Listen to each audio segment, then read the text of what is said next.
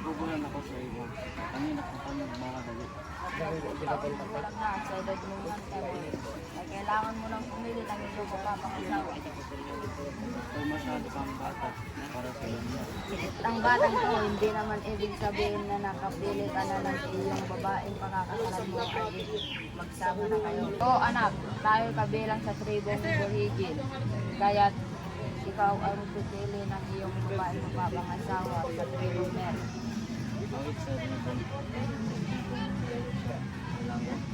Hindi naman Malaki ang atraso ko sa tribo, kaya sa ganitong paraan ako'y makakabawi sa kanila.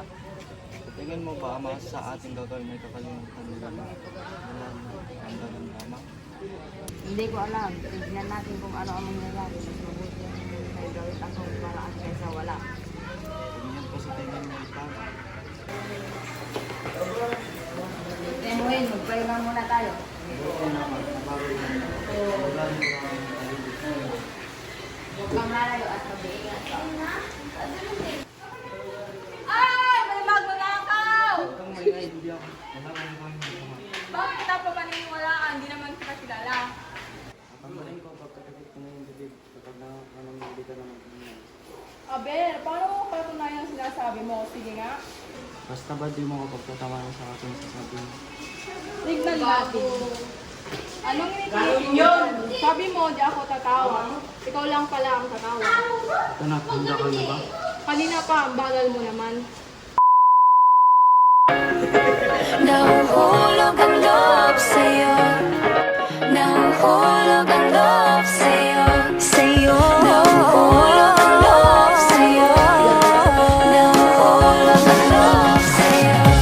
Ilang gabi nang puyat sa kakaisip sa'yo.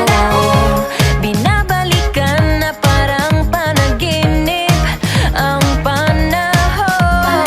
Pero teka lang, parang napagdaanan ko na ito.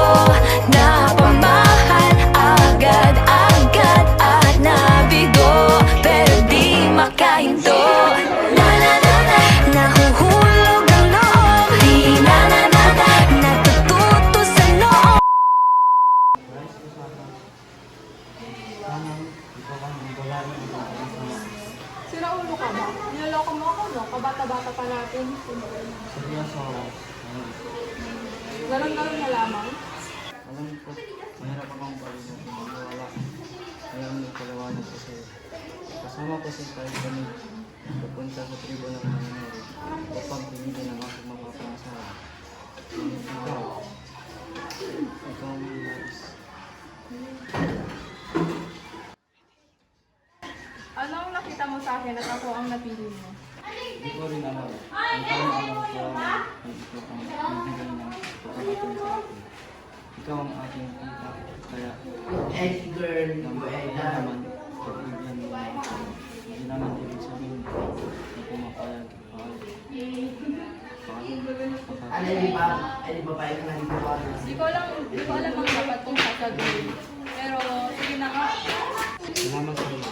Ako'y labis mo at pinaligaya. Asahan mo yung bibig mo sa iyong desisyon. Paano na ngayon? Siyempre, tuloy pa rin ang buhay na natin. Pero darating ang panahon na tuloy mamumuhay sa isang bong. Matutuwa na araw kahit ang ating mabubuting anak. Matagal pa yun. Oo, pangako. Pabalikan kita pagkatapos ng mamula. Balik. Ama! Ano? Sino siya? Ama, siya po na kumabahay. Si Marco. Magandang hapon po. Kamusta po kayo? Pero, Sa aking pagbibigay. Ang hindi nagpapaalam sa inyo pero buo o ang Diyos.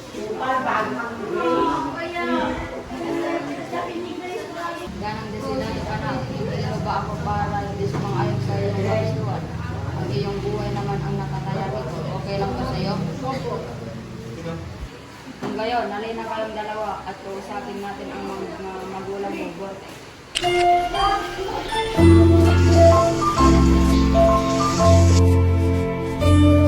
A few moments later. Tayo